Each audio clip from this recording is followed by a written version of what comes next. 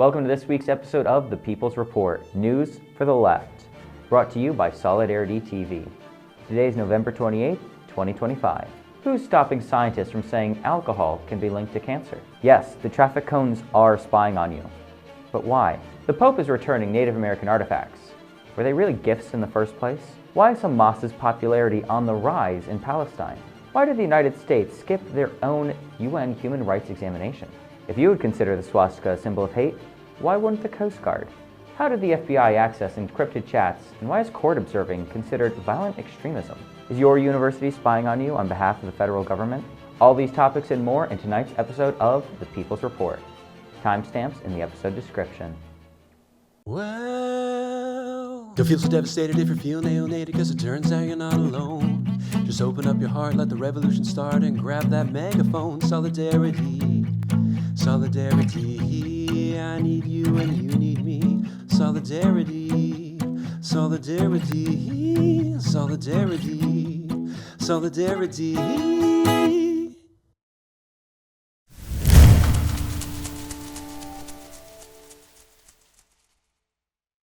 Major report that tied moderate drinking to disease won't be released, researchers say. September 6, 2025, via Chronic Disease Reporter. A final version of the alcohol intake and health study led by the Substance Abuse and Mental Health Services Administration will not be published, to the detriment of the people's health, scientific review panelist Priscilla Martinez told STAT in an email Thursday morning. Another panel member confirmed that they have not heard from the Trump administration since submitting their work months ago. News of the killed study was first reported by Vox. A Department of Health and Human Services spokesperson said the alcohol study had been provided to HHS and the Department of Agriculture for consideration, but declined to answer questions about whether the final report would be released or used to develop the dietary guidelines. The treatment of the study is yet another sign that the Health Secretary, Robert F. Kennedy Jr., will not add alcohol to his list of Make America Healthy Again priorities, despite robust evidence that heavy drinking is a major driver of disease and death in the United States. And despite many alcoholic drinks being ultra-processed and lacking clear labels, health advocates point out. To recap, the SAM-HSA study was one of two that were set to inform the next version of the dietary guidelines for Americans, which are due this year. Development of the new version began in 2022 and involved representatives from across federal agencies, as well as a committee of independent alcohol researchers. Earlier this year, a draft version of the report by alcohol researchers found that even moderate drinking, 1 or 2 drinks per day, depending on a person's gender, could raise a person's risk of injuries, liver disease, and cancer. Risks increase the more a person drank, according to the analysis. 7 drinks per week, 1 per day, is within the window of dietary guidelines defined as moderate drinking for women. For men, that includes up to 15 drinks per week, or 2 per day. While some public health advocates celebrated the report as a step in the right direction, many Americans in recent years have said that they are unaware of the link between alcohol and cancer risk. The alcohol industry came out hard against it. Representatives from alcohol companies said it should not be factored into dietary guidelines. It's unclear whether the industry influenced the Trump administration's decision to withhold the final findings, but companies have spent millions lobbying on the dietary guidelines and related matters. In June, Reuters reported the dietary guidelines will remove specific drinking guidelines, which have been in place and are relatively unchanged for decades. The draft SAM-HSA report is very similar to the final draft. None of the findings have changed, said Martinez, Deputy Scientific Director of the Alcohol Research Group at the Public Health Institute. Another federal review, commissioned for the first time by Congress and led by the National Academies of Sciences, Engineering, and Medicine, found lower all-cause mortality for people who drank a moderate amount.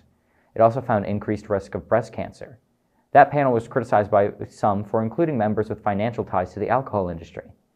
The question of how much alcohol is safe to consume remains a dicey one. The at times contradictory federal reports only added fuel to the debate.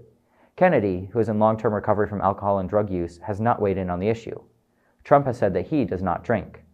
Meanwhile, Americans are seemingly making up their own minds. Drinking patterns continue to shift toward lower consumption in many groups, according to a Gallup poll released last month. I was completely unaware that alcohol had links to cancer, at least in the way that the study is suggesting. I probably could have guessed, especially for like liver and whatnot. But it is a very little surprise to me, probably a little surprise to you, that the Health and Human Services and the FDA are not really pushing and are in fact covering up these studies that suggest that alcohol consumption is bad for you, at least worse for you than is publicly or generally publicly recognized.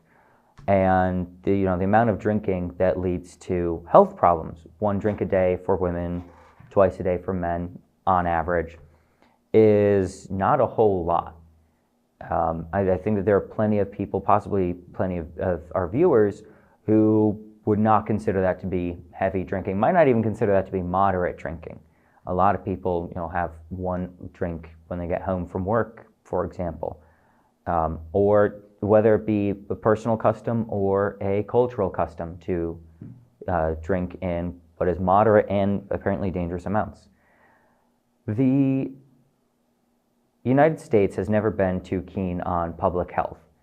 Public health is, and has been under the capitalist enterprise of the United States, a means to ensuring that the working class is healthy enough to maintain the minimum standard of labor that is required to create the profits for the capital class to steal.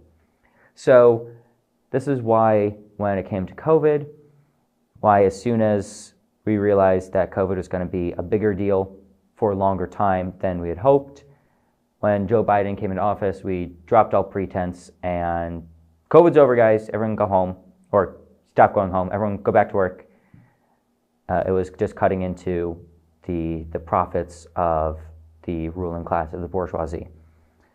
So when things like alcoholism isn't a disease that, broadly speaking, threatens the wealth and revenue of the ruling class. And for many, alcoholism is a boon. It's almost like people who overspend on video games, who just buy every single cosmetic in the game. That's a target audience for a lot of these companies. Binge drinkers and people who consume moderate amounts of alcohol. So these corporate lobbies, the alcohol lobby, of course, like any other lobby in America, and probably in other countries as well, but use their wealth and their influence to get what they want. I mean, this is a huge problem with the sugar lobby a little while back when they tried to suppress the fact that sugars were a major contributor to weight gain. And instead, people were saying, oh, well, it's actually fats. Eating fatty foods makes you fat. Sugars are healthy or healthier. The tobacco industry, also very widely known for having this problem, lobbying the government and in order to protect its industrial profits by suppressing the facts that smoking is dangerous, that smoking kills. If you go and get cigarettes in other countries or other tobacco products in other countries, you'll often see photos on the package of people who have suffered from tobacco-related illnesses. You don't really get that in the United States for that reason, although we do get the Surgeon General's warning now, which is nice. I have to imagine that right now vape companies are doing the exact same thing. I would be very surprised if they weren't. So, alcohol is just another one of those, and it's very culturally accepted. So no one wants to think that, oh, well, my partying in college or me relaxing after a long day of work is going to lead to cancer. It's upsetting for sure, but the bigger deal is that the reason why they don't want people thinking or talking about this is the corporate profits for the the alcohol and the grain industry. Of course, that's how they make beer and other alcohols, is largely through grains. Wheat, I think in particular in the United States. So the corporate interest is of people getting and staying sick, and that's why they want to cover stuff up. They don't care about the health of the public as long as the health or the unhealth don't factor in against corporate profits. Of course, not to mention the personal failures involved of Pete Hegseth's chronic alcoholism. And as the article said, We have Robert F. Kennedy Jr., who has a chronic drug and alcohol problem. And reportedly, Trump doesn't drink. We've all heard that for a while. It's interesting, I guess. But, when alcoholism is a disease, and it is a disease, it's not a moral failing, it is a disease. The fact that we don't want to treat people for this and we don't want to help them get better health or avoid it at all by telling them, hey, here's some of the things that can happen, is just a betrayal of the American public and of the public at large, of squashing health concerns in order to promote corporate profits and to protect the status quo of imperial capital. So it's a shame, and more people should be aware of the dangers of drinking just in general. Luckily, as the article also said, fewer and fewer people are drinking. I think that probably has more to do with expense and the fact that people don't go out. Drinking is typically a more social affair.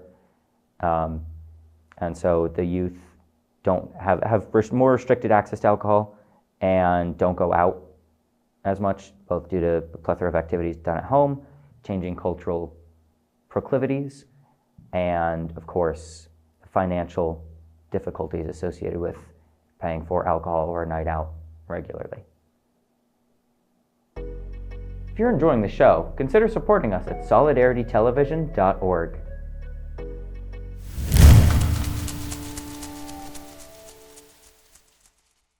Border Patrol is monitoring U.S. drivers and detaining those with suspicious travel patterns. November 20th, 2025, via AP News. The U.S. Border Patrol is monitoring millions of American drivers nationwide in a secretive program to identify and detain people whose travel patterns it deems suspicious, the Associated Press has found. The predictive intelligence program has resulted in people being stopped, searched, and in some cases, arrested. A network of cameras scans and records vehicle license plate information, and an algorithm flags vehicles deemed suspicious based on where they came from, where they were going, and which route they took. Federal agents, in turn, may then flag local law enforcement. This investigation, the first to reveal details of how the program works on American roads, is based on interviews with 8 former government officials with direct knowledge of the program who spoke on the condition of anonymity because they weren't authorized to speak to the media, as well as dozens of federal, state, and local officials, attorneys, and privacy experts. The AP also reviewed thousands of pages of court and government documents, state grant and law enforcement data, and arrest reports. The Border Patrol has for years hidden details of its license plate reader program, trying to keep any mention of the program out of court documents and police reports, former officials say, even going so far as to propose dropping charges rather than risk revealing any details about the replacement and use of their covert license plate readers. Readers are often disguised along highways in traffic safety equipment like drums and barrels. The Border Patrol has defined its own criteria for which drivers' behavior should be deemed suspicious or tied to human or drug trafficking, stopping people for anything from driving on backcountry roads, being in a rental car, or making short trips to the border region. The agency's network of cameras now extends along the southern border in Texas, Arizona, and California. It also monitors drivers traveling near the U.S.-Canada border. Border Patrol's parent agency, U.S. Customs and Border Protection, say they use license plate readers to help identify threats and disrupt criminal networks and are governed by a stringent, multi-layered policy framework as well as federal law and constitutional protections to ensure the technology is applied responsibly and for clearly defined security purposes. For national security reasons, we do not detail the specific operational applications, the agency said. While the U.S. Border Patrol primarily operates within 100 miles of the border, it is legally allowed to operate anywhere in the United States, the agency added. While collecting license plates from cars on public roads has generally been upheld by courts, some legal scholars see the growth of large digital surveillance networks such as Border Patrols as raising constitutional questions. Courts have started to recognize that large-scale surveillance technology that's capturing everyone and everywhere at every time might be unconstitutional under the Fourth Amendment, which protects people from unreasonable searches, said Andrew Ferguson, a law professor at George Washington University. There's a joke that gets told and spread around a lot that the states or municipalities or maybe the federal government accidentally bought too many traffic cones, traffic barrels, traffic hindrance devices, and don't have anywhere to store them. And so their solution is just putting them out on the highways, putting them out on the streets for storage, and then moving them whenever they need. So that the joke is that that's why every road always seems to be under construction, but no construction ever gets seen to be happening. It is almost beyond belief that the real reason might be that they use the traffic cones to spy on people. Perhaps, maybe not the most disturbing part of this story, but certainly the most bizarre, in my opinion.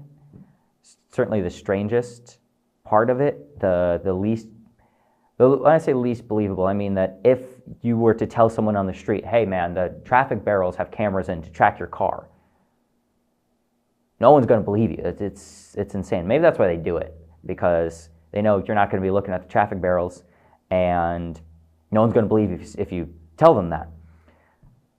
But really it just goes to show that the imperial machine is so insidious.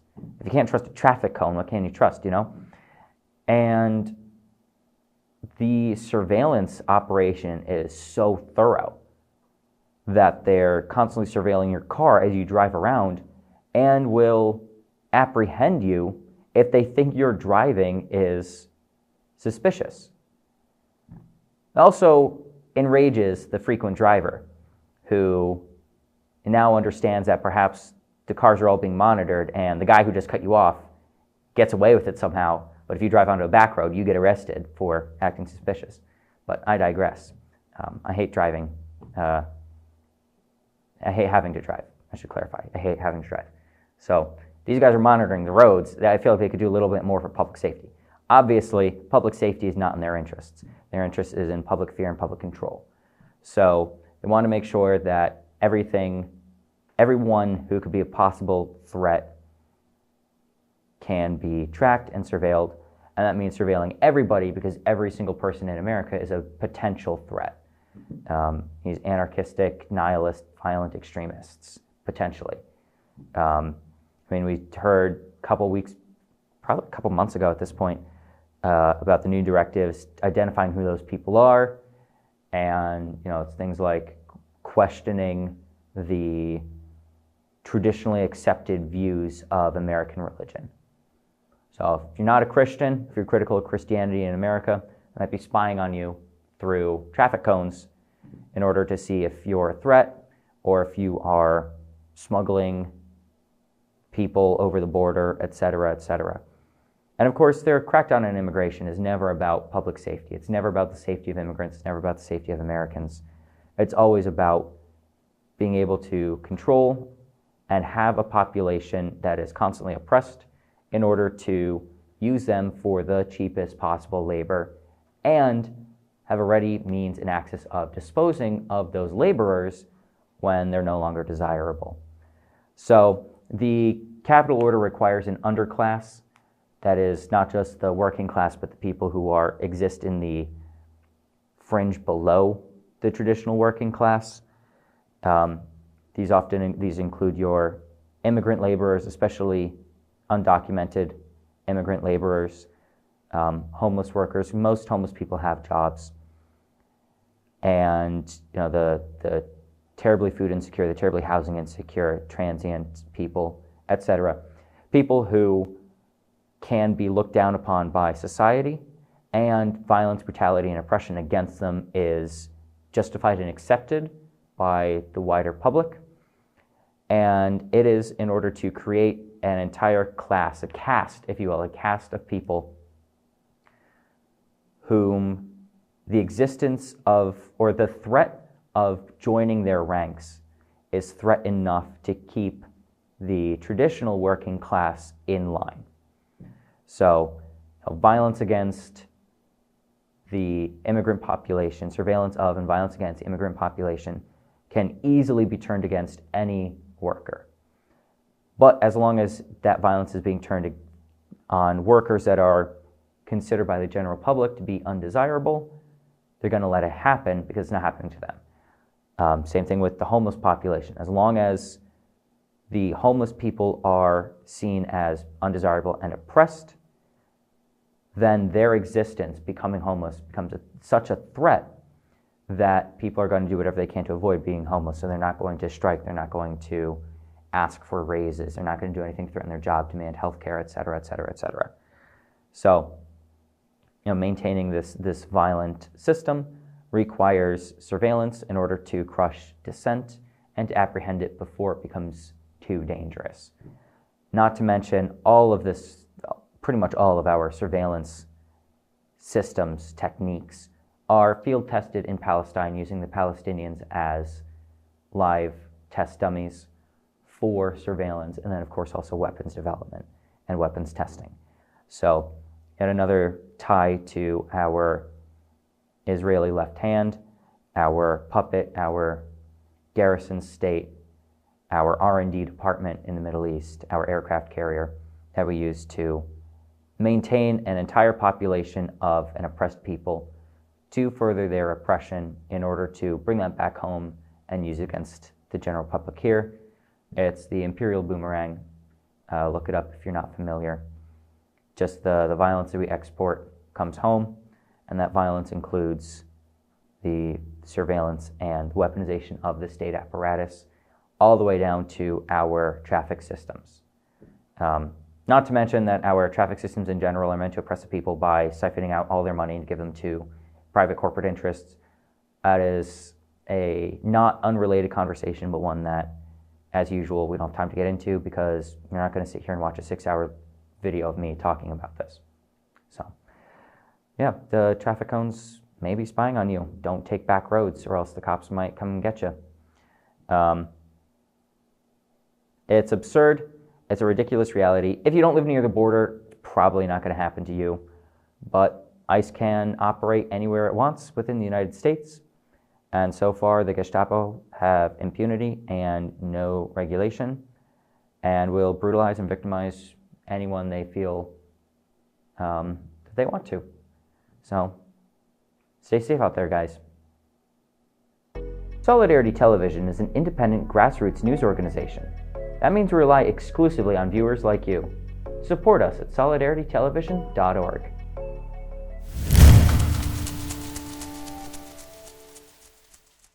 Pope Leo returned 62 artifacts to Indigenous peoples from Canada, November 15, 2025, via NPR. The Vatican on Saturday returned 62 artifacts to Indigenous peoples from Canada, a historic restitution that is part of the Catholic Church's reckoning with its role in helping suppress Indigenous culture in the Americas.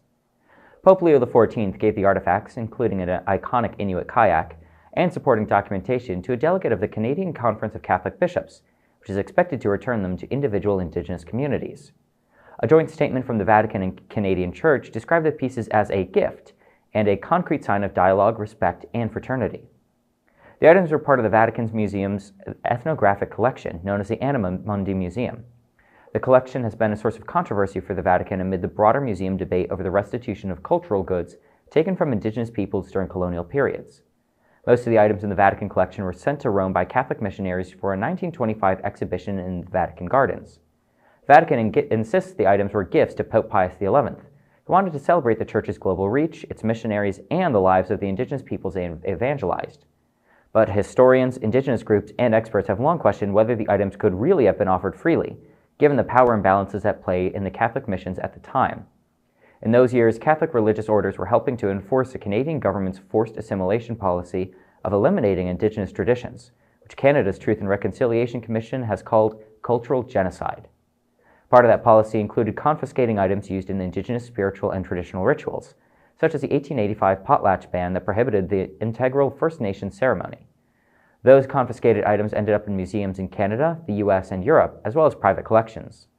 Negotiations on returning the Vatican items accelerated after Pope Francis in 2022 met with Indigenous leaders who had traveled to the Vatican to receive his apology for the Church's role in running Canada's disastrous residential schools.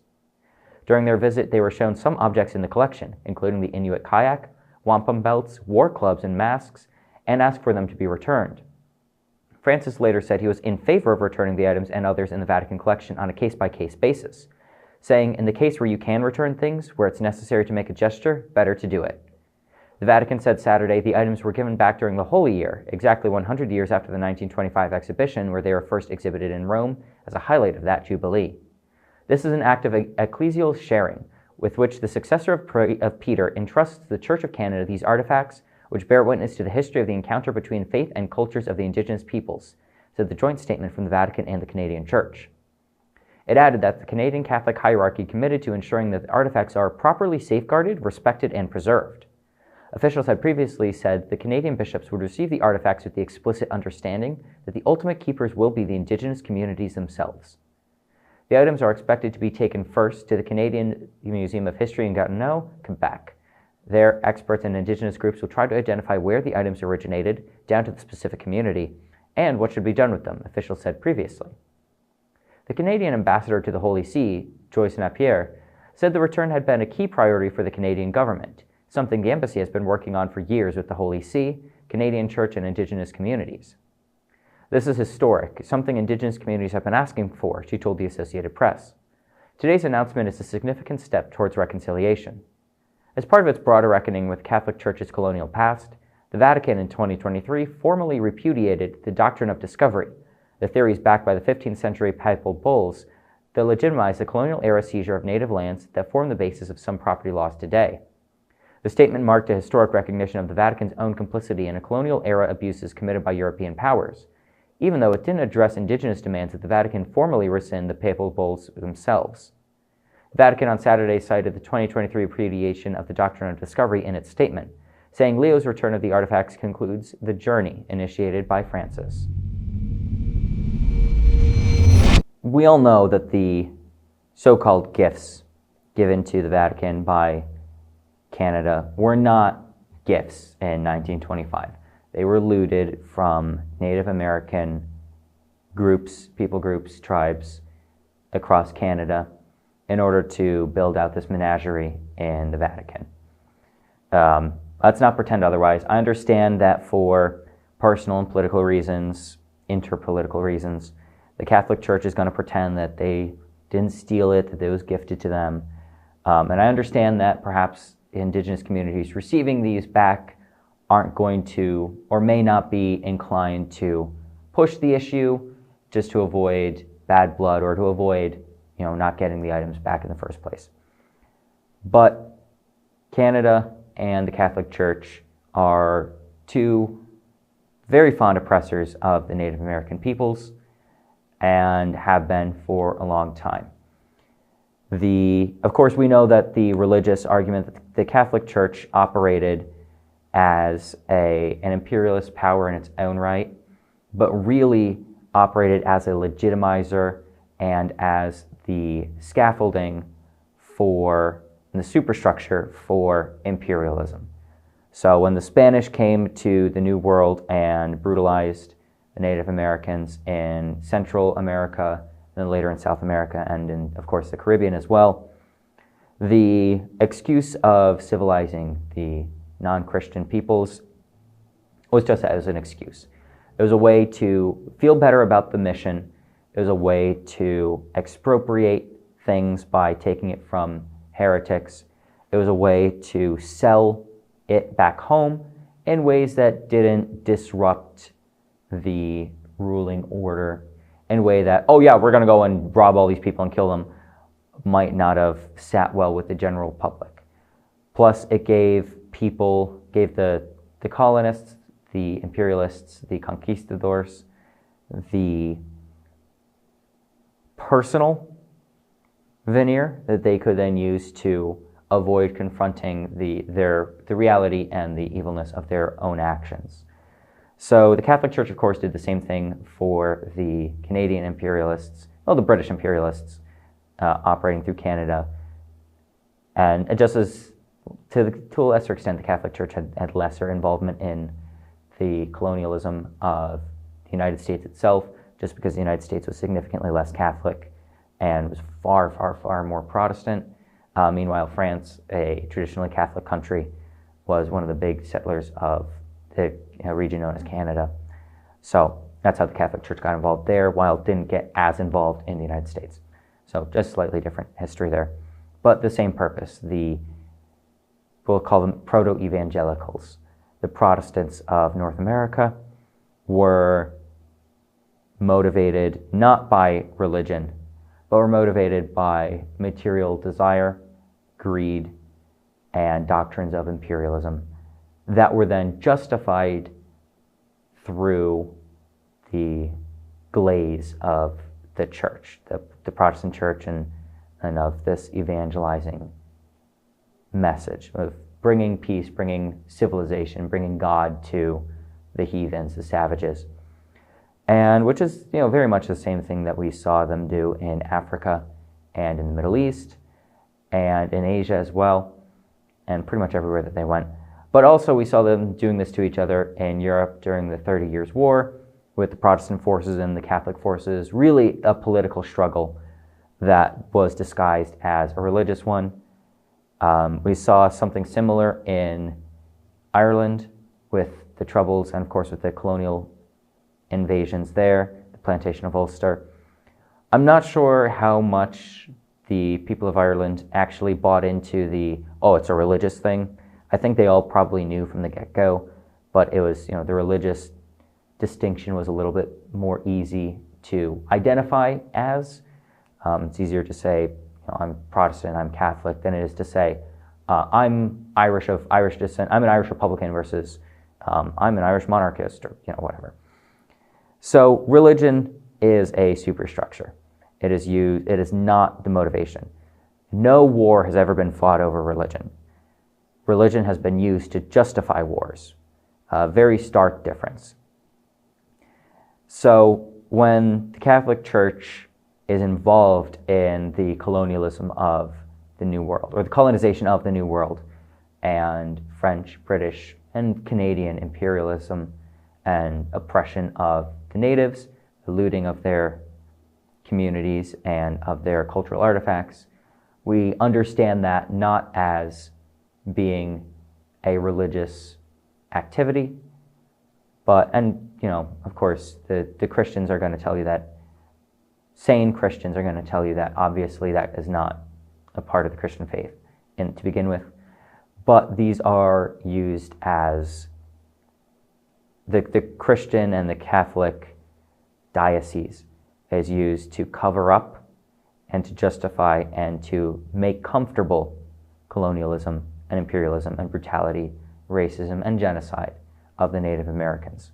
So with that context, with that framing, with that historical understanding, we cannot say truthfully at all that these artifacts were ever gifted to the Vatican by the indigenous peoples. They were taken or coerced into the acquisition of the church. And so the papal return of these items is a step in the right direction of acknowledging the church's role in these crimes and the crimes against humanity and genocide, but it's certainly not enough. The real solution is, of course, land back and sovereignty for the indigenous peoples of North America from Panama to Canada. Did you know the People's Report is produced for video and audio platforms? Stay informed by subscribing to us on YouTube or anywhere you listen to podcasts.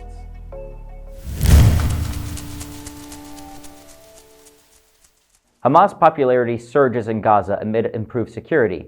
Poll, November 18, 2025, via The Cradle. Hamas has seen its popularity rise among Palestinians in Gaza since the ceasefire, reversing a decline that had taken hold during the U.S.-Israeli genocide, the Wall Street Journal reported on the 18th of November. The sharp rise in popularity has reportedly created a significant obstacle for a U.S.-backed plan that seeks to forcibly disarm the movement and sideline it from Gaza's future governance. According to the Wall Street Journal, this shift has emerged as Israeli forces withdrew to the so-called Yellow Line, and Hamas fighters reclaimed their positions in the streets of Gaza, taking on the role of patrolling neighborhoods, targeting criminal gangs, and opposing factions backed by Israel. Residents in Gaza, including some who do not support Hamas politically, have welcomed the restoration of basic order after months of chaos. Speaking to the Wall Street Journal, Gaza City businessman Hazem Saror explained that even people who don't support Hamas want security. We saw a complete breakdown, robberies, bullying, and lawlessness. No one could stop it except Hamas, and that's why people backed them, Saror added. Another Gaza resident cited by the Wall Street Journal shared a similar sentiment, telling the outlet, even those who oppose Hamas, the idea of security is something people want. The return of policing units has sharply reduced theft and looting, with UN agencies reporting that more than 80% of humanitarian aid entering Gaza was intercepted or stolen before the truce, compared to around 5% last month after Hamas's Blue Police resumed operations. The World Food Programme revealed on the 22nd of October that no aid convoys have been looted in Gaza since the ceasefire began, describing a clear break from the disorder that characterized earlier deliveries. The Palestinian Center for Policy and Survey Research has recorded a rise in the approval of Hamas's wartime performance from 39% last year to 51% in the most recent survey. Most Palestinians in Gaza oppose key components of the U.S.-backed plan to forcefully disarm Hamas, with 55% rejecting it and 52% opposing the deployment of an international force to carry out that disarmament. The Wall Street Journal report noted that these trends undermine Washington's efforts to push the plan into a second phase requiring Hamas to relinquish its weapons. Analysts cited say the polling indicates that Hamas has not been weakened to the degree claimed by Israeli officials. So one pollster told the outlet, "Hamas isn't going to disappear tomorrow. We have to live with that." Really, is it any surprise that Hamas is growing in popularity? I mean, look at the alternatives. The international peacekeeping force orchestrated by the United States of, again, still unknown actors at this time, but potentially Indonesia and Azerbaijan, or the native, the indigenous Palestinians themselves. But, is it any more surprising either that their popularity is going to surge when they're actually allowed to do their jobs in the first place? Hamas, the Islamic resistance movement, their primary goal is, and always has been, to liberate Palestine for the Palestinians and to let people return to their homes, return to their lands, and have an actual equal state free of discrimination based on race, religion, ethnicity, etc. That's their goal. It's their stated, clear goal. That's their number one priority. But in order to have that, you have to have a society that people want to live in, people that are comfortable, a society that people are comfortable living in. And that means doing all of the, especially as a political party that has been elected to run an area, that involves doing all of the municipal work. It involves, to an extent, security. And we can and should rightfully criticize the role of police in our systems. We understand that policing is, especially in the United States, police exist to protect capital and to oppress the workers. They come from a long line of organizations that were expressly developed by corporate and state agencies to create little armies, little occupying armies that oppress the public, that quash workers' rights, that suppress unionizing, that protect capital and the interests of capital, that oppress minorities and preserve institutions of white supremacy. Hamas, however, does not do any of that because their material circumstances are radically different and their inciting circumstances are radically different. Hamas security legitimately protects people from harm. And what harm? Chiefly Israel. Israel is and always has been well, I guess not always, but has been the number one threat to Palestinians since its inception, but Zionism since the 1890s. Zionists have always been the big threat. I guess, I'll take that back. I guess the British were probably a bigger threat for up until the 30s. So, and Hamas fighting Israel and the IDF is direct protection of the Palestinian people. Now we often hear, oh, well, what if you were gay in Gaza? What if you were trans in Gaza? Israel would kill you. That's what happens. If you are Palestinian in Gaza, if you're Palestinian in Palestine, Israel kills you, regardless of whatever other identity you hold. So Hamas protects the Palestinian people from these threats. They also protect them from the lawlessness. Presently, they protect them from the lawlessness that comes from a war of annihilation that they have just, I don't want to say won. hardly to say survived because the war is still ongoing, that they have just suffered through, and that is now in a lighter stage.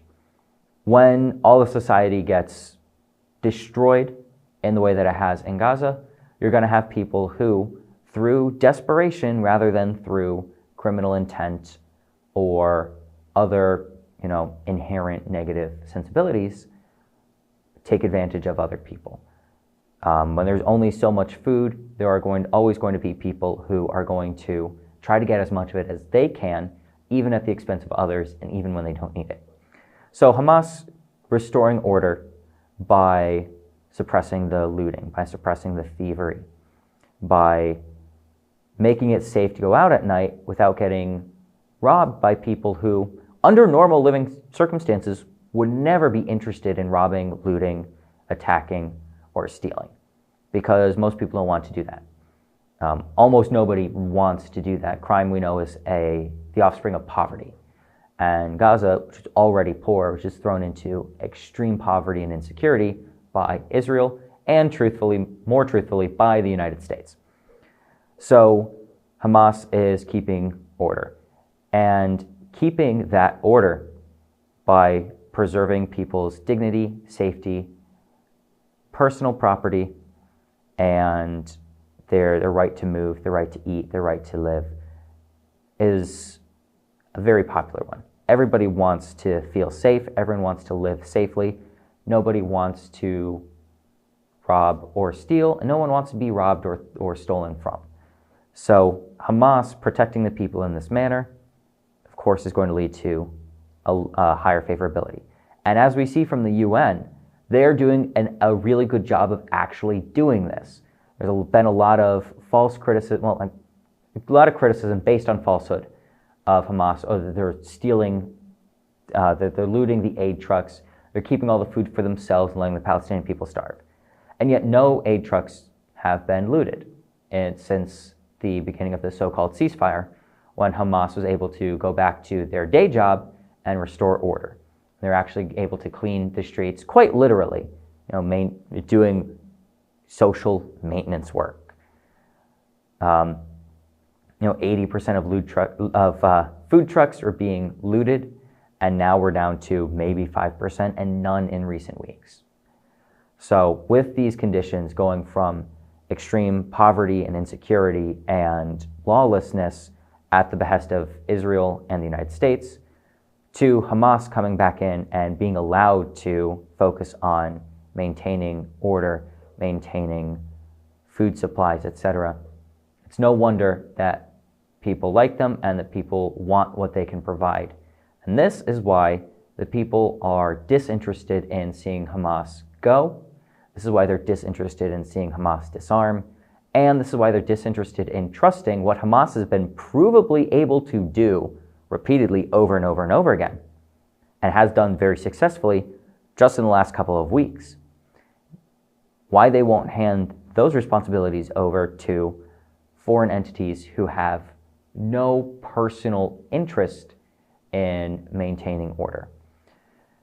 We can reliably say that any other body, with the possible exception of Yemen, maybe Iran, and of course Hezbollah, have no personal interest in maintaining order in Palestine for the behalf of the Palestinian people. That's not what anyone else would do. They would go in there to serve outside interests, namely that of the United States, but of the Western Bloc in general. We can rely on the Palestinians, however, to protect their interests, and that is what Hamas does. So if Hamas disarms, we know from Sovereign Shatila, we know from Black October, we know from all of these other instances, that if Hamas disarmed and was no longer in the fight, that Israel would come and murder everybody, the United States would come and murder everybody, and there would be extreme lawlessness on the streets as the US and Israel-backed street gangs that are ISIS affiliates, like the Abu Shabaab gang, are going to go back out and terrorize the public. It is Hamas that protects the Palestinian people from Israeli and American evil machinations. And it is no wonder that the Palestinian people no longer suffering from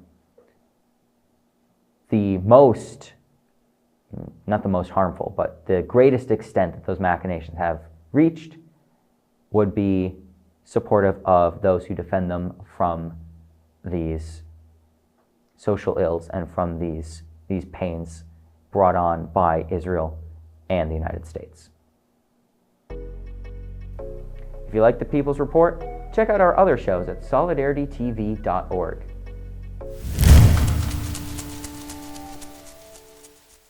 U.S. boycotts own human rights review at UN, sparking American Apartheid warning. November 11, 2025, via The Federal. It is a total disgrace that the G20 will be held in South Africa, thundered President Trump last week. His reason? Afrikaners, white South Africans, are being killed and slaughtered, and their lands and farms are being illegally confiscated. Anyone remotely aware of the history of African colonization, particularly the brutal form of governance first implemented by the Dutch and later reinforced by the British, would recognize where the American president's proclivities seem to lie. To identify with oppressors in South Africa, Israel, and other racist regimes seems repugnant. Ironically, on the same day Trump issued his boycott call, his officials also boycotted their own human rights examination at the United Nations Human Rights Council in Geneva on November 7th. That move prompted officials from several U.S. states and advocates to stage an alternative hearing and issue a stark warning. The nation is facing a moral and ethical crisis and siding towards a system of American apartheid. The scene was one of profound dissonance. In the halls of the UN, where the United States was scheduled to undergo its Universal Periodic Review, the American seat remained empty. But the room was filled with American voices, local elected leaders, civil rights attorneys, and human rights advocates who had traveled to Switzerland to testify in their government's absence. Notwithstanding the U.S.'s absence, a coalition of state and local leaders declared that while the federal government was absent, Americans showed up. At a press conference held at the Office of the UN Correspondents, various officials and civil rights groups launched a broadside against the administration for its sustained assault on fundamental freedoms. The panel outlined a sweeping list of human rights concerns the U.S. government had avoided confronting.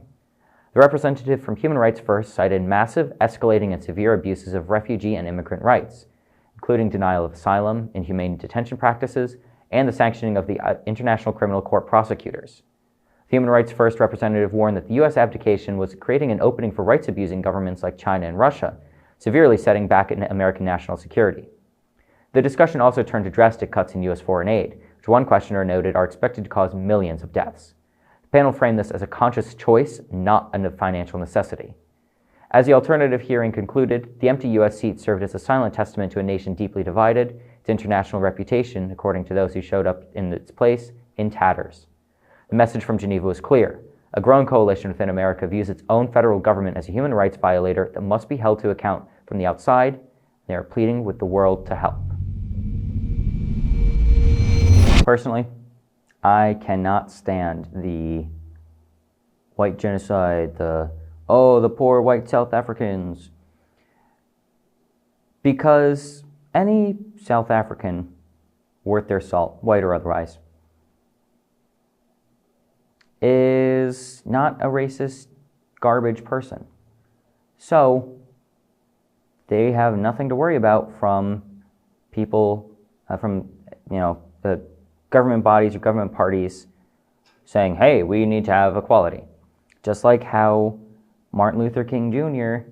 and the Civil Rights Movement and Malcolm X and the Black Panthers were of no threat to white Americans if you weren't, a Klan member or something equivalent.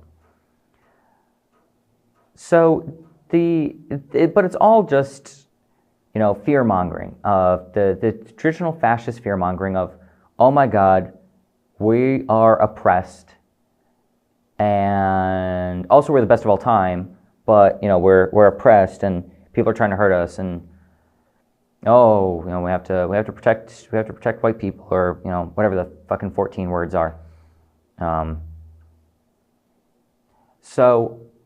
And honestly, I think that really, for Donald Trump, comes from having that bastard Elon Musk chatting in his ear all day. And for Elon Musk, he has the EEF and such organizations in South Africa threaten him in the same way that Fidel Castro threatened the Gusanos of Cuba. It's the fact that, oh no, maybe for the first time ever, the people are going to get their fair share, and the capitalists, the thieves, the parasites who feed on the blood of the nation, are going to get what's coming to them. No, that's the fear. Offspring of the diamond mines or the emerald mines or whatever they were. So just off the rip, just commentary on that. But, the United States not showing up to a hearing on its own human rights is almost unprecedented. Only one other country has not shown up, ever. And it was Nicaragua this year. Under circumstances I am totally alien to. I don't know. I don't know why they didn't show up. I don't know what the reasoning was. I don't know if they gave a reasoning. I know nothing about the fact that Nicaragua didn't show up, except that they were the first country ever to not do it, and now the United States is the second. And perhaps more consequential. No disrespect or disregard to the people of Nicaragua, but the one world hegemon is, there might be a bigger deal. Of course, with the obvious caveat being that the United Nations does not protect human rights. The United Nations and international law and all of this aren't real. They don't apply. They are explicitly and expressly present to create humanitarian reasons to send imperialists into the global south. That's it. I think one or two, I think Vladimir Putin in 2022 or 2023 was the first white person ever to be on the ICC capture list. Everyone else was non-white, I think mostly African. And so, all of these human rights concerns that they talk about are only human rights concerns when the imperialists can get something out of it. We have evil regimes like Saudi Arabia and the United Arab Emirates get away clean. The United States, Israel, they get away clean. Syria is now, we had ISIS take it over, and now they're going to get away clean. But countries that are in opposition to the United States have, they're the ones that the ICC, ICJ, and the UN and the human rights evaluations exist for. Libya, Syria under Bashar al-Assad, Iraq under Saddam Hussein, Iran presently, the North of Korea presently. The country, Venezuela, Colombia probably coming up. These are the real targets. So the fact that the United States didn't show up is actually of no consequence. I know the article tries to say, oh my God, what if Russia or China don't? Like it matters. The implication that China is also like some terrible human rights violator is just beyond the pale. It's just not true. And certainly not in comparison to the United States. We're going to talk about people who violate human rights. We're going to put China and the United States on the board. We all know which one's worse. It's the one that killed 1.5 million people in Iraq for sport. So, just to clear that one up. Russia isn't great about human rights either, but again, they also did not kill 1.5 million people in Iraq for sport. They did not, throw Syria to ISIS. They did not obliterate, there we go again. They did not obliterate Libya. They're not prepping for war on Venezuela, et cetera, et cetera, et cetera. So the United States is the biggest crime against humanity committer, human rights violator. And of course, every single thing that Israel does gets filed away under the United States folder anyway, because they're an extension of the United States. So everything that they do is really just the United States doing it. So, I don't know why they bother to do that, except to a fear monger to American and other Western liberals who get scared of, big scary Russia and big scary China, and don't ever stop to think that the United States is the greatest evil on the planet. and has a military occupation of like half the world. But I digress. The other thing of note is the idea that the United States is approaching American apartheid. Probably every single Indigenous, every single Black, and perhaps every single Hispanic person who read that got a really good chuckle out of that. Because apartheid, in some form or another, has existed in the United States since its inception. I mean, the Declaration of Independence expressly declares that the United States is breaking away from the British Empire in order to preserve and continue its war against the Native American people.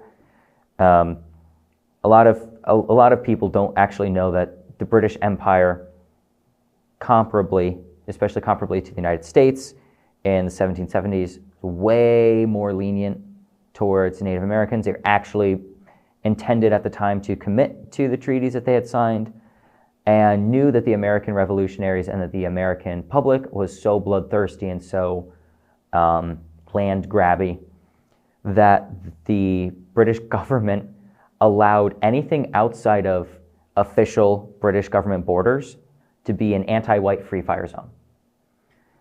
Any white person, any British citizen who got killed in Indian territories, the British government literally did not investigate. And they straight up told the Native Americans, yeah, if these guys come and start fucking around and you kill them, as long as they're on your side of the border, we're going to totally pretend it didn't even happen. So if you're so racist and murdery and land grabby that the British Empire says you're a problem, you're either American or Rhodesian. And that's saying a lot. And what's the difference? But no. So, the United States has, again, from its inception, always been this brutal apartheid-ish state that doesn't grant human rights to a large portion of the population. What was Jim Crow other than the blueprint for apartheid? Apartheid South Africa, Nazi Germany. These are countries that looked at American race relations and got inspired. They didn't come up with these wholesale. Or from scratch rather. They didn't borrow them wholesale from the United States, but history doesn't repeat, but sure does rhyme. Gas chambers modeled off American gas chambers that were used to humiliate particularly Mexican but Hispanic immigrants crossing the border. It's always been rules for me and not for thee, when it comes to the United States and human rights. So what has changed under Trump? What has changed under Trump is that the cloth has been taken away and the true horror of the United States is perhaps a little bit more obvious to the Westerner, to the liberal, to the comfortable than it had been previously. Obama, the deporter-in-chief. Joe Biden deporting more people than Trump did under his administration. Kamala Harris promising to do even more. To the point where even Trump called her out for her extreme immigration policy. Not in, of course, he did not call it out in disregard or in offense, but in the fact, oh, you're stealing my ideas kind of thing. And that should be noted. The way that America has always treated Indigenous peoples, Black peoples, largely Hispanic peoples, Asian peoples, anyone not white, anyone who didn't fall into the traditional white Anglo-Saxon Protestant category, or people who didn't belong to this ruling class hierarchy, is a story of apartheid. Irish Americans barred from employment, from education for a time. Italians, and that's why we have the Columbus statues, is they first came up as a way to fight discrimination against Italians because Italians were the victims of the largest mass lynching in American history. The genocide against the Native Americans, the enslavement, human trafficking, torture rape camps that we call plantations of the Deep South, and of course the allowance permission and continuation of the slave system held by the North, the following Jim Crow, the sharecropping, the denial of human rights or of basic civic rights to Black and brown Americans, the continued ethnic cleansing of Hispanics from the United States that was not started in any way by Donald Trump, just perhaps more overt than it was previous, but certainly no less violent, no less brutal, no less abhorrent. The treatment and surveillance of Arabs and Muslims in the United States, the internment camps in which Japanese Americans were thrown into concentration camps in the United States, the reservations, which are basically the same situation that the Palestinians have in Gaza and in the West Bank. These situations have existed for a very long time. So, the hand-wringing over, Donald Trump didn't show up to this, Donald Trump's America is, we're going to apartheid America, Donald Trump is, and the Republican Party is X, Y, and Z. None of this is new. It's just newly offensive to American liberals who could ignore it comfortably when the sitting president is wearing a blue tie and are uncomfortable when the sitting president is wearing a red tie. And certainly, the way that it is so garish and bombastic and guileless, which I should say, is certainly upsetting in ways that Barack Obama's disarming personality and more not even low-key, but more hands-off approach to immigration enforcement. And by hands-off, I mean that he personally held his hands off it in some ways. Does make it more upsetting to the general public at large, whether conservative, liberal, or left-wing. And I understand that. I do understand that people are upset and that a lot of people straight up did not pay attention beforehand, or it wasn't drawn to their attention the way that Donald Trump has now drawn this to their attention, which may be a good thing, that people are paying attention, people are waking up to this. But, I wonder if the Democrats were in charge, would people be as upset? I don't think so. I don't think so at all. The kids in cages scandal started under Obama. No one cared until Trump was, I shouldn't say no one. The general public didn't care, and the Democrats didn't care until Trump became elected, and then when Biden was in office, they stopped caring again. So this is nothing new. This is nothing unique. This is the same concern. We should be just as concerned as we are, and as the article is suggesting we should be. Honestly, we should be more concerned than the article is suggesting. But we should have been concerned earlier, and we need to continue this concern for our neighbors all the way through to the end, until the global liberation of mankind, not just until the next Democrat can take office and we can all go to brunch and pretend that this isn't happening again. This week's book recommendation is Women, Race, and Class by Angela Davis. It's a Marxist analysis through the feminist perspective of Black Panther revolutionary Angela Davis.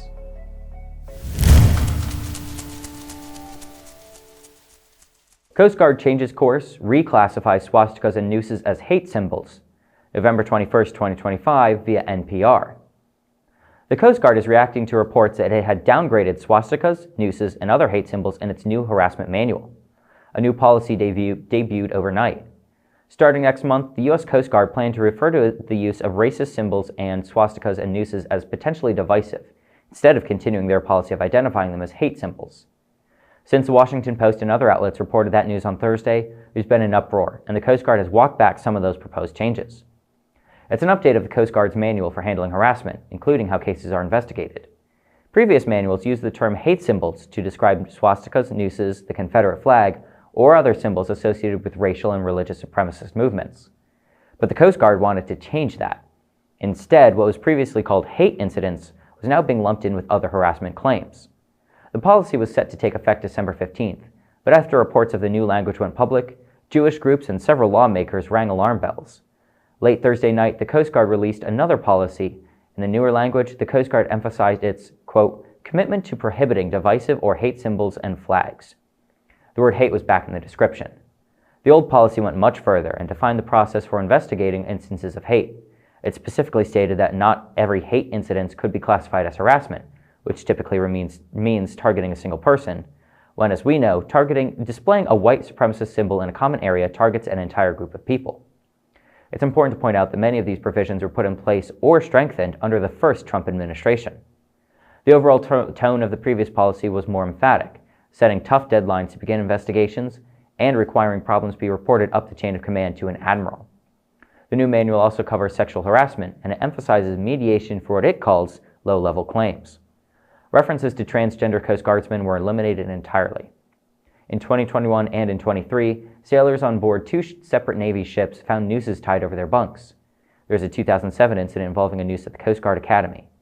Any effort to weaken language in the Coast Guard's harassment manual conjures up images of Operation Fouled Anchor, where leadership covered up an investigation into sexual assaults at the Coast Guard Academy. The Coast Guard, which is part of the Department of Homeland Security, has been without a commandant since President Trump fired Admiral Linda Fagan shortly after he took office, in part because of her focus on DEI initiatives. When Admiral Kevin Lunde took over as acting commandant, he suspended the Coast Guard's harassment policy. Lunde has become nominated to become the next commandant. His nomination hearing was Wednesday, but the committee has not announced when they will vote. Removing the Confederate flag from the list of hate symbols is honestly expected. Is it a hate symbol? Absolutely. It is only used in conjunction with the white nationalist Southern identity. It is, the idea of Southern pride that is often touted with the flag is really a neo-Confederate ideology and comes from my grandparents fought for the Confederacy, and I'm proud of that because I hate black people. But, this is what the conservatives have been touting for years. It's been one of their little culture war issues. Oh, we got a Confederate flag. And of course, the Confederate flag and statues popped up all over the place after the Jim Crow era, during the American Civil Rights Movement, in order to celebrate people who enslaved and tried to preserve the institution of slavery, to, intimidate black Americans and invigorate poor white Americans who might otherwise see through it to the labor struggle. That's why it exists. The Young Patriots of Chicago were way off base with that one. Sorry, guys. Not a good look. But, after their meltdown over the Confederate statue meltdowns and everything, that is the one that surprises me the least. I want to say, I'm not 100% sure, but I want to say there is a U.S. Navy ship that flies it. Not 100% sure. I know that sometimes Navy ships get special permission to fly flags that they're not supposed to fly. The USS Kidd, for example, flies the Jolly Roger. No other ship in the U.S. Navy is permitted to do that.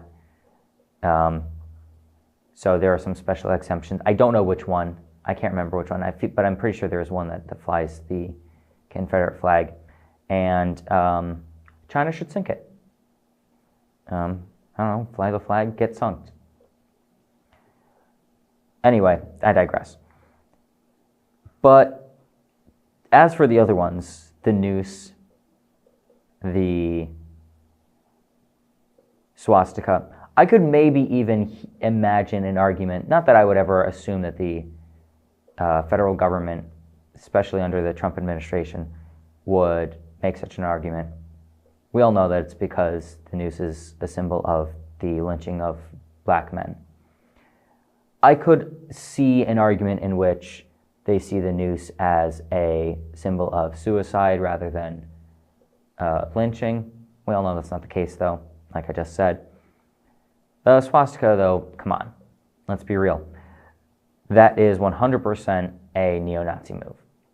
They want to allow and permit neo-Nazis to be more open in the military, so that way they can get their little neo-Nazi battalions running around to do their bidding, kind of like what we see in Ukraine with the broad acceptance of neo-Nazis in the military and in militias running around doing shit on behalf of the government and the Banderite sector in general. This is what they want because you can't have Nazi tattoos and be in the military. But if you take that off the registration, or off the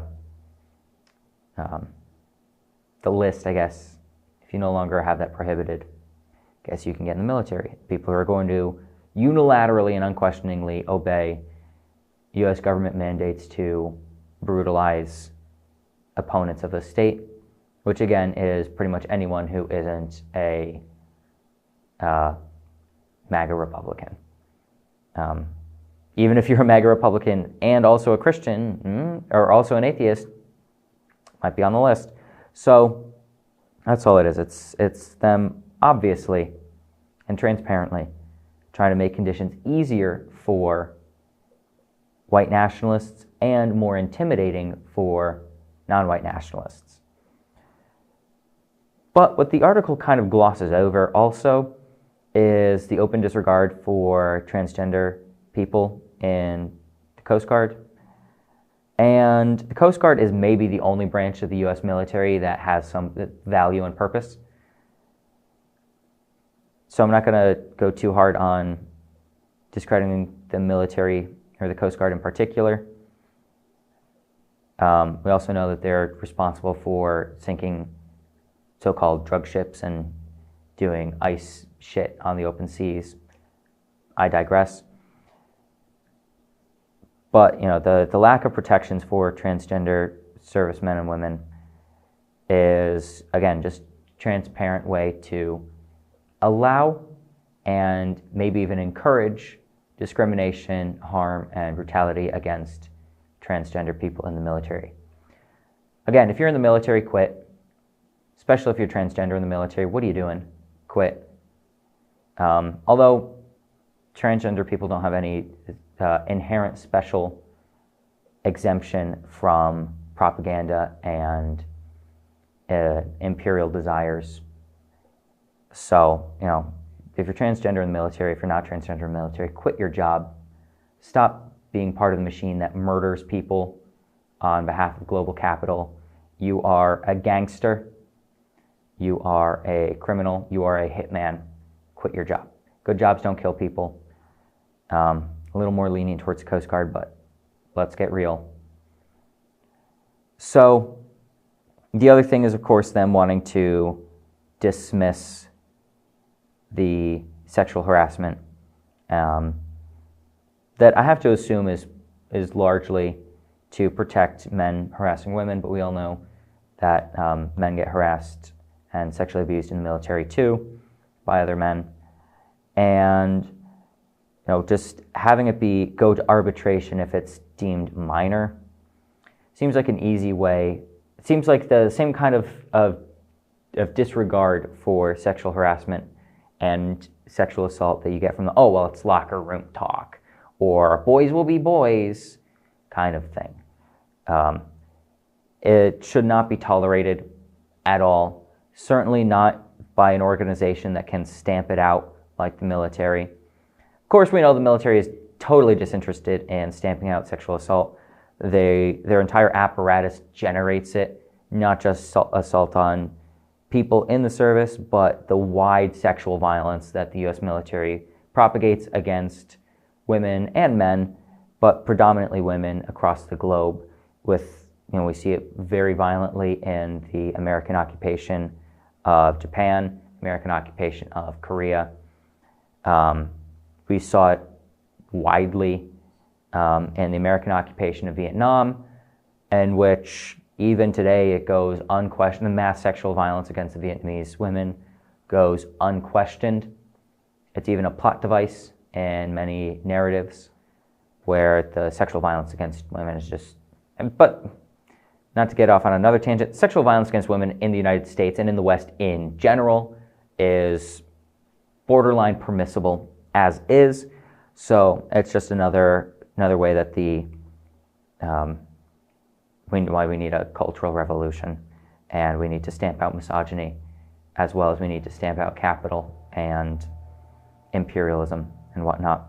It's another way to keep people divided, to stop them from unifying against the ruling class.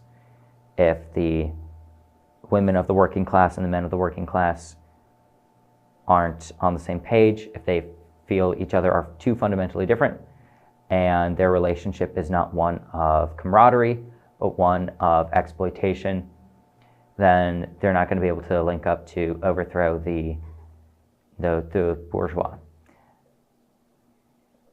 Again, that's just why the United States military is never going to actually confront its sexual violence problem. It runs on it. Sexual violence is a reward that people get for joining the military, the ability to commit sexual violence against people, particularly women in occupied territories, like, again, Japan and Korea in particular, but also mass sexual violence against women in Iraq. Infamously, the U.S. military murdered a whole family, took the 14-year-old daughter, raped her. I can't remember if she died from that or not, but they then immediately set her on fire to cover up the evidence. Abu Ghraib comes to mind, mass sexual violence. It's the United States empire is not just a murder machine, it's also a rape machine. That's by design, so they're never going to confront in the military. And by making it less desirable to confront, by increasing the permissiveness of sexual violence and of sexual harassment within the military itself, means that the military members are going to feel more confident in doing it to people to whom they are significantly less accountable.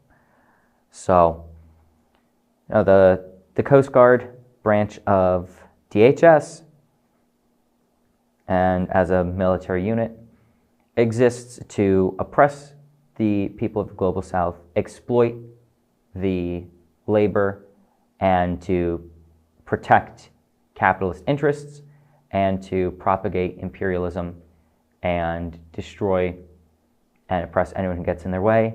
And they, as an added bonus, they sometimes pull people out of the water when their boats capsize as well. Remember the words of Chairman Mao: civilize the mind and make savage the body. If it makes sense for you, go for a jog around your neighborhood every day. It's a great way to stay warm and keep an eye on your neighborhood. The FBI spied on a Signal group chat of immigration activists, records reveal. November 21, 2025, via The Guardian. The FBI spied on a private Signal group chat of immigrants' rights activists who are organizing court watch efforts in New York City this spring, law enforcement records shared with The Guardian indicate. The FBI, the documents show, gained access to conversations in a court watch Signal group that helps coordinate volunteer activists who monitor public proceedings at 3 New York federal immigration courts. The U.S. government has repeatedly been accused of violating immigrants' due process rights at those courts. A joint situational information report from the FBI and the New York Police Department, the NYPD, dated the 28th of August 2025, quoted from a chat on Signal, the encrypted messaging app. It also characterized the court watchers as anarchist, violent, and extremist actors. The 2-page report was distributed to other law enforcement agencies across the U.S. The records were obtained by a Property of the People, a government transparency nonprofit, through public records requests. Activist groups have expanded efforts to observe and document courthouse activities in recent months, as Immigration and Customs Enforcement, ICE, has increasingly been detaining immigrants who have shown up to court for routine hearings. An ICE directive issued the day after Donald Trump took office in January established that agents could arrest immigrants in court. The practice has been restricted under the Biden administration due to concerns that court arrests would interfere with the fair administration of justice. The FBI's report from August, prepared by its New York division, does not make clear how the Bureau accessed the Signal group. The Signal platform, widely used by activists, is known for its end-to-end encryption. Typically, the only way law enforcement can access messages is if they are directly included in the chat, are sent copies from a participant, or have access to a member's unlocked phone. The FBI said the information came from a sensitive source with excellent access, and it introduced the report as a warning about extremist actors targeting law enforcement officers and federal facilities. The The memo did not provide any further details about the individual or their alleged past calls for violence, and offered no specifics or evidence to explain why the FBI characterized them as anarchist violent extremists. The court watch efforts have been nonviolent, and the FBI did not respond to an inquiry seeking specific examples of violence, and did not answer questions about whether law enforcement had ongoing access to the private group. It seems to me that the most obvious way that the FBI got access to these signal group chats is by either infiltrating or flipping someone already in. It's pretty easy. Probably nothing particularly terrifying or hacky about it. We did learn a few weeks ago that some of the more advanced surveillance and hacking tools that are out there can use to just hack in your phone remotely and get into your encrypted chats and whatever. So I guess that is a possible way that it was done, but all of that is way too complicated when the human element is the most obvious solution. Occam's razor. Whatever solution seems to be is the simplest is most likely to be the right one. So when you're organizing and having private chats to organize, make sure that people are not just committed, but are ideologically committed. These people probably aren't going to rat on you. But also, what they were doing is not even illegal, nor is it alarming in the slightest. Keeping an eye on what's going on in the community is a positive thing. And knowing that and tracking the ICE detention of people who are going to immigration court is not just really good to know, but it's also good to help keep those people safe. So these people are not just exercising their rights freely, but are also exercising them in a manner that protects their neighbors. So the description of anarchist violent extremists or nihilistic violent extremists, whatever the term, whatever they were calling them, is incredibly absurd. I don't even need to tell you that, but it's so absurd. It's the idea that violent extremism includes looking to see which of your neighbors are being kidnapped at court. Not intervening, not, de-arresting people, not getting involved, just observing. And these observations are, and I don't want to say the criminalization, but the crackdown on these observations is just another way for the state to maintain its power over the people by making sure that anything it does can't even be broadcast, that the people don't even need to know or might not even be able to know what they're doing. And when people don't know what the government is doing, it's the easiest way for the government to get away with a lot of really nasty stuff. Of course, historically, the American people have loved when the United States does nasty stuff, so they get away with it all the time. And even now, they're still getting away with it. Kidnapping people at immigration court, observed or otherwise, does not change the fact that these people are getting observed or getting kidnapped. The observation does not interfere with the kidnapping. But it goes back to the cop watching of the 1960s and 70s, where the Black Panther Party would basically just watch and see what the cops did. And Black Panthers were a little bit more militant about it, a little bit better organized. But the observation, the fact that police officers, and in this case, ICE agents, might be held somewhat accountable just by nature of their being witnesses, was a huge threat to their power, perceived or real. And so they won't stand for it. And so, of course, they want to identify these people as violent extremists because nobody cares what the government does to a violent extremist. It's why, again, they're labeling everybody under anything earlier, or why anything could put someone at risk of being suspected of being a nihilistic violent extremist. And they say, oh, it puts our officers in danger. It's a threat to them. Why would being observed doing your job be a threat if your job wasn't threatening people? Everybody else gets to be observed at work, broadly speaking. If you work in public, if you work at the front counter of a McDonald's, people can watch you all day long. Is that a threat to the cashier at McDonald's? No one seems to think it is. Certainly there are cases where it is, but that's more of an individual basis than a broad basis. When people observe the cashier at the grocery store, when people observe the garbage man collecting garbage, when people observe every other job that isn't involved in state oppression, nobody seems to really care, broadly speaking. But as soon as the Gestapo, as soon as the police, as soon as the guard dogs of capital are being observed, then suddenly they feel that they're a threat. And I can't help but wonder if part of it is projection, because their observation of the public, their surveillance, their spying on people, is a threat. It's intended to be a threat. It is, or intended to give them ammunition and opportunity to then threaten the people. They don't spy on your cars with traffic cones just to rack up data of what color cars people are using and how often they drive past a certain point. They aren't trailing your phone or accessing your Signal group chats because you're curious what you're texting your friends. They do this expressly to preserve their power through violence. And in order to make their violence more targeted and more effective, they use the surveillance in order to, as a means to that end.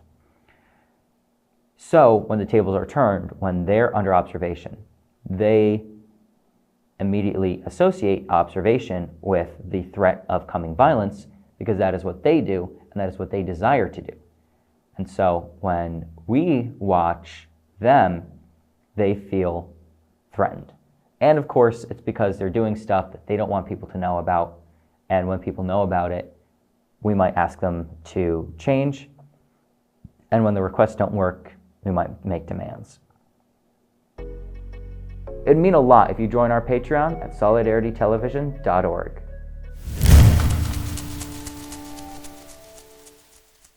How universities used counter-terror intelligence sharing hubs to surveil pro-Palestine students, November 21, 2025, via The Intercept. Founded in the wake of 9/11 to facilitate information sharing between federal, state, and local law enforcement agencies, fusion centers like Ohio's Statewide Terrorism Analysis and Crime Center, or STAC, have become yet another way for law enforcement agencies to surveil legally protected First Amendment activities. The 80 fusion centers across the U.S. work with the military, private sector, and other stakeholders to collect vast amounts of information on American citizens in a stated effort to prevent future terror attacks. In Ohio, it seemed that the Counterterrorism Surveillance Hub was also keeping close tabs on campus events. And it wasn't just Ohio State. An investigative series by The Intercept has found that fusion centers were actively involved in monitoring pro-Palestine demonstrations on at least 5 campuses across the country, as shown in more than 20,000 pages of documents obtained via public records requests exposing U.S. universities' playbooks for cracking down on pro-Palestine student activism. As the documents made clear, not only did universities view the peaceful, student-led demonstrations as a security issue, warranting the outside police and technological surveillance interventions detailed in the rest of the series, but the network of law enforcement bodies responsible for counter-terror surveillance operations framed the demonstrations in the same way. The proliferation of fusion centers has contributed to a scope creep that allows broader and more intricate mass surveillance, said Rory Meir, Associate Director of Community Organizing at the Electronic Frontier Foundation. Between AI assessments of online speech, the swirl of reckless data sharing from fusion centers, and often opaque campus policies, it's a recipe for disaster, Meir said. While the Trump administration has publicized its weaponization of federal law enforcement agencies against pro-Palestine protesters, with high-profile attacks including attempts to illegally deport student activists, the documents obtained by The Intercept display its precedent under the Biden administration, when surveillance and repression were coordinated behind the scenes. All of that was happening under Biden, said Dylan Saba, a staff attorney at Palestine Legal, And what we've seen with Trump administration's implementation of Project 2025 and Project Esther is really just an acceleration of all these tools of repression that were in place from before. Not only was the groundwork for the Trump administration's descent into increasingly repressive and illegal tactics laid under Biden, but the investigation revealed that the framework for cracking down on student free speech was also in place before the pro-Palestine encampments. The pro-Palestine movement really does face a crisis of repression, said Tariq Hani-Shawah, Al-Shabaka's U.S. policy fellow. We're up against repressive forces that have always been there, but have never been this advanced. So it's really important that we don't underestimate them, the repressive forces that are arrayed against us. In Mir's view, university administrators should have been wary about unleashing federal surveillance at their schools due to the Fusion Center's reputation for infringing on civil rights. Fusion Centers have also come under fire for sharing dubious intelligence and escalating local police responses to BLM, Mir said, referencing the Black Lives Matter protests. For universities to knowingly coordinate and feed more information into these systems to target students puts them in harm's way and is a threat to their civil rights. Maybe the most important part of that article is that none of this state oppression and repression is new. None of this started under Trump, his first or his second term. The usage of surveillance to spy on First Amendment activities such as Palestine demonstrations started under Joe Biden. We all saw, well, hopefully we all saw, it was not widely discussed, but a lot of us saw the brutal violence that police and street thugs were invited to partake against college demonstrators peacefully protesting at college campuses in these encampments.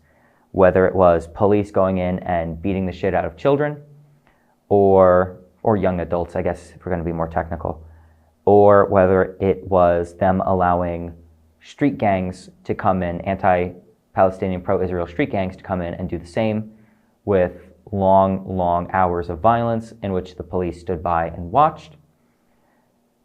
All of that was happening under Joe Biden. The encampments, I'm not sure if any have popped up in this second term, Trump's second term. So all of this was done under Joe Biden to protect American foreign interests and its special little garrison state called Israel. That is, again, a tool of the United States in order to protect the benefits that that tool provides, such as, again, the development of self-same surveillance that is allegedly used to defend against terrorism. Of course, like we've discussed, and it's always important to reiterate,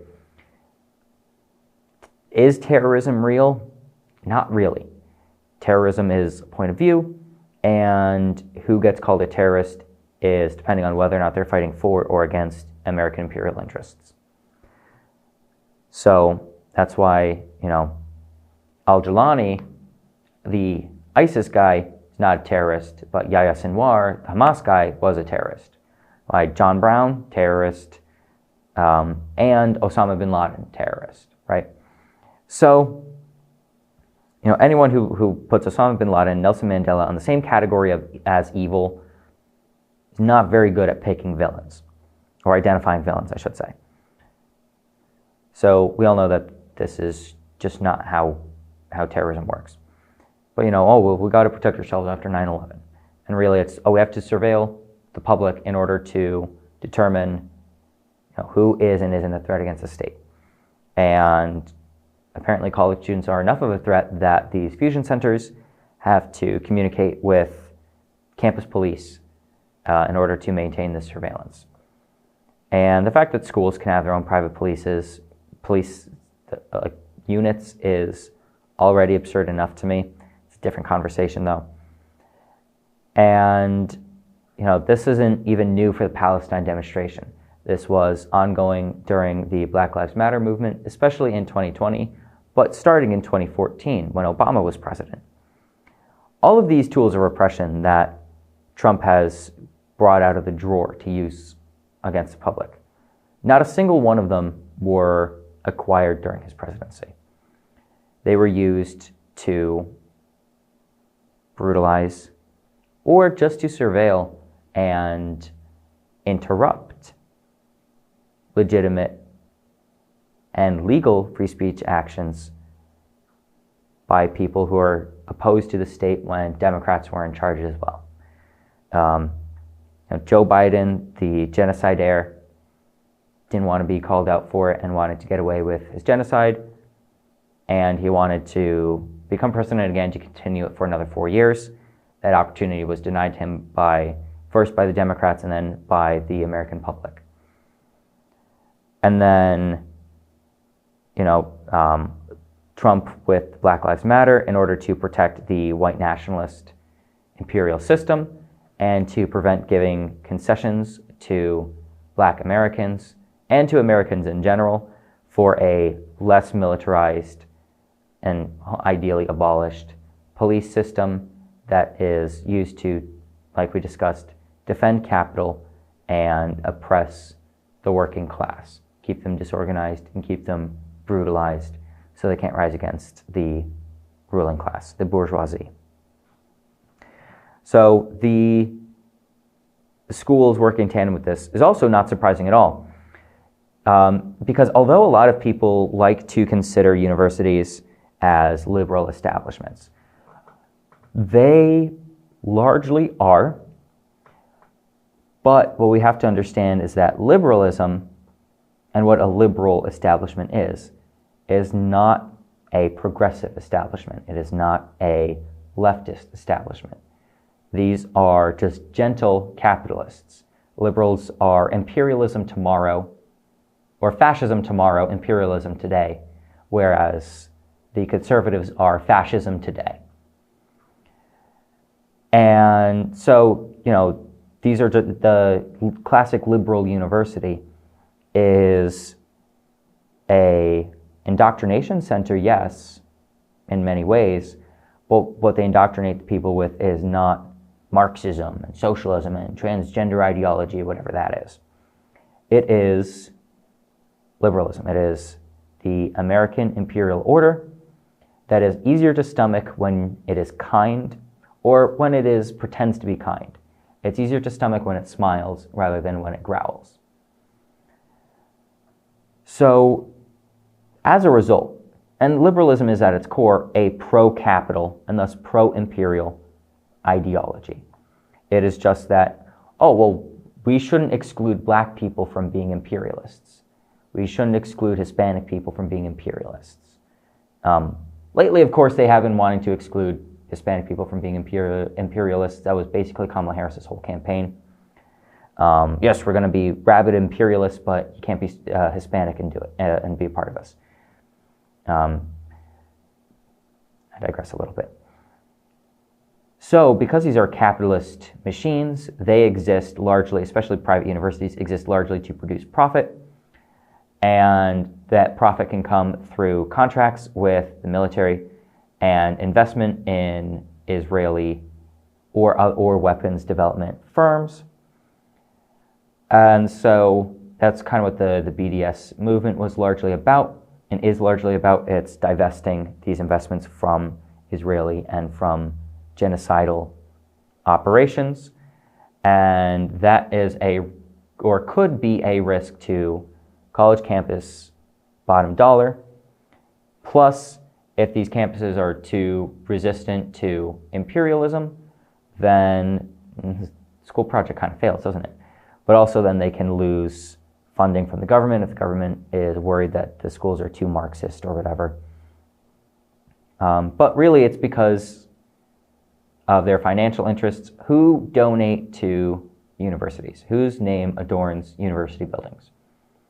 Is it working class individuals who perhaps attended the school? No. It is always bourgeois people who invest in these universities for tax write-offs and for legacy reasons and want the schools to do and reflect what they want out of life, which is the exploitation of the working class, the theft of their wages, the oppression of women and minorities, and the continuation of the white supremacist, honestly, Nazi project known as the United States of America. So, and Israel. just an openly Nazi state. No question about it. There's debate to be had maybe about the United States, no debate to be had about whether or not Israel is a Nazi project. So, that's why these universities, despite being liberal, are going to work with the State Department to induce oppression against its students. It's to beat the capitalism into them and beat the class solidarity, the international solidarity out of them. Another way you can support us is by following us on YouTube, TikTok, Instagram, and anywhere you listen to podcasts. Thanks for joining us for this week's episode of The People's Report. Don't forget to subscribe at solidaritytelevision.org. Organizing the working classes of the world in solidarity forever.